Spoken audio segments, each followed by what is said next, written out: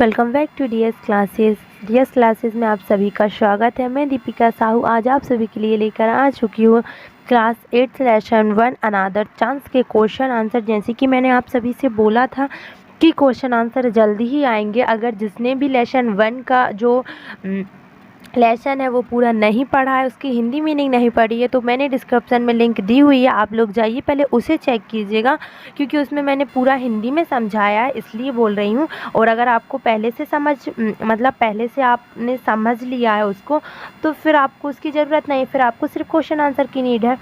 So first question जैसे कि लिखा हुआ है, मैं टिक करते जा रही हूँ। Why do we wish for another chance? क्यों हम एक और नए अवसर की या दूसरे अवसर की कामना करते हैं, इच्छा करते हैं? तो इसका ये आंसर है कि वाई मतलब होता है क्यों, वी विश मतलब कि इच्छा करना, फॉर अनादर चांस किसके लिए, एक दूसरे अवसर के लिए, एक नए मौके के लिए। ठीक है, तो इसका आंसर क्या है? We wish for another chance to blot out our mistake. So आप यहाँ पर देख रहे होंगे कि आप यहाँ पर क्या रहेगा, इतना जो है ना, जैसे कि मैं टिक कर दे रही हूँ कि जैसे ये लिखा है ना, we wish for another chance, यहाँ तक। सो यहाँ तक तो आपको क्वेश्चन आंसर यहाँ तक लिखना है। ये सिर्फ आंसर कितना होगा, आंसर ये होगा आपका, आंसर सिर्फ इतना याद करना है आपको।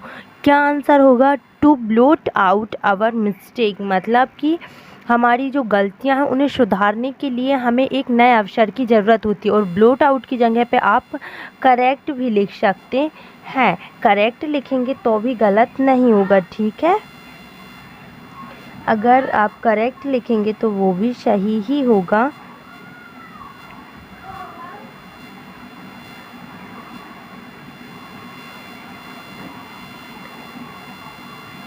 करेक्ट अगर वो भी लिखेंगे तो वो भी सही होगा।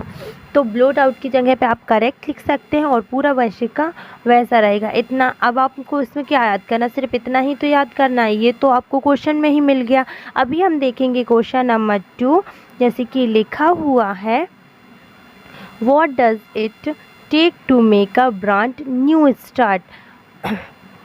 हमें एक नई शुरुआत करने के लिए किसकी आवश्यकता होती है, किस चीज़ की, क्या लेने की? तो it takes a deep desire to make a new start या न्यू ब्रांड स्टार्ट। ठीक है, हमें एक नई शुरुआत के लिए किसकी आवश्यकता होती है, क्या लेने की? डीप डिज़ायर, एक दृढ़ संकल्प या फिर एक गहरी इच्छा शक्ति की हमें आवश्यकता होती है। इसमें भी आपको सिर्फ कितना याद करना है, इतना। देखिएगा, इट टेक्स तो इट टेक्स, डज हटा तो एस लग गया, ये हम लोगों ने 10th में पढ़ते हैं हमेशा।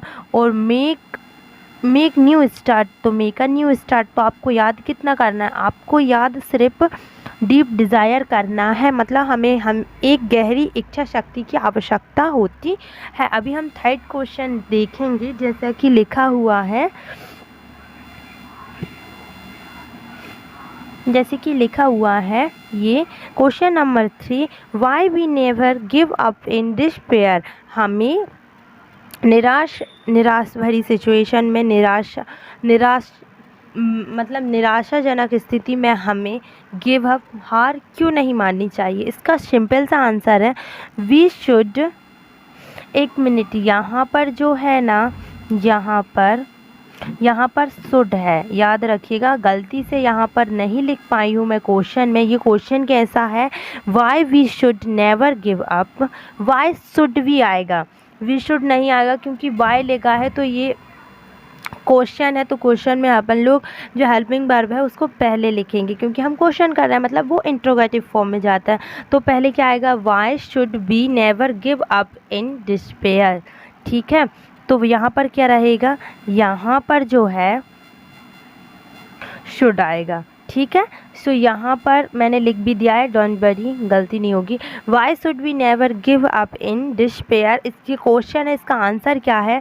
इसका आंसर आप पहले यहाँ तक लिख लीजिए इसको, we should never give up in despair. आपने डिस्पेयर तक लिख लिया, वी शुड क्यों लिखा? क्योंकि अब अपन जवाब दे रहे हैं, इसलिए हमें आंसर में हमेशा फिर फर्स्ट में सब्जेक्ट आएगा, फिर हेल्पिंग वर्ब आएगी।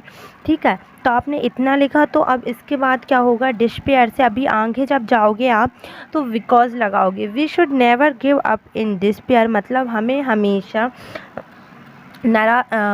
निराशा में हार नहीं माननी चाहिए। क्यों? क्योंकि there is always an another chance, क्योंकि हमेशा एक नया मौका रहता ही है। मतलब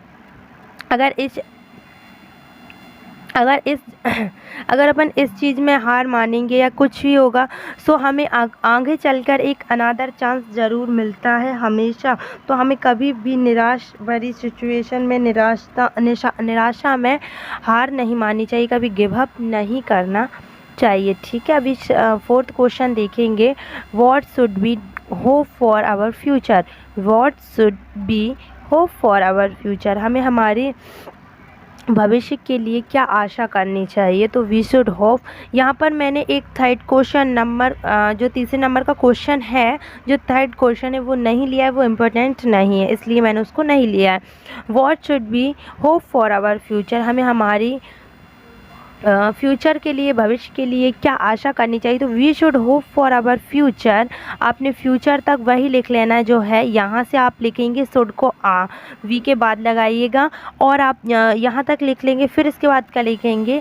that it would be a new starting. तो हमें हमेशा आशा करनी चाहिए कि एक नई शुरुआत होगी। हमें हमारे फ्यूचर के लिए, हमेशा भविष्य के लिए यही आशा करनी चाहिए कि एक नई शुरुआत होगी।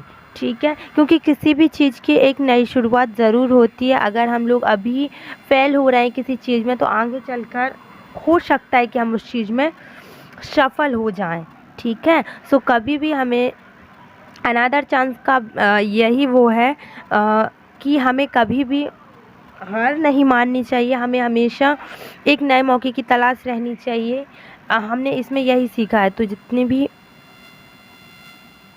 ब्लोट आउट मतलब होता है सुधारना, होप मतलब होता है आशा, अनदर चांस मतलब होता है दूसरा अवसर, अनदर चांस मतलब होता है दूसरा अवसर। ठीक है, और स्टार्टिंग मतलब क्या होता है? शुरुआत।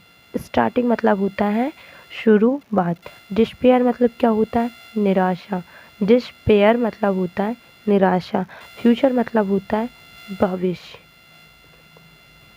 हमारे चैनल से जुड़े रहने के लिए thank you so much. Video अगर अच्छी लगी तो वीडियो को लाइक, कमेंट, शेयर, सब्सक्राइब ज़रूर कीजिएगा।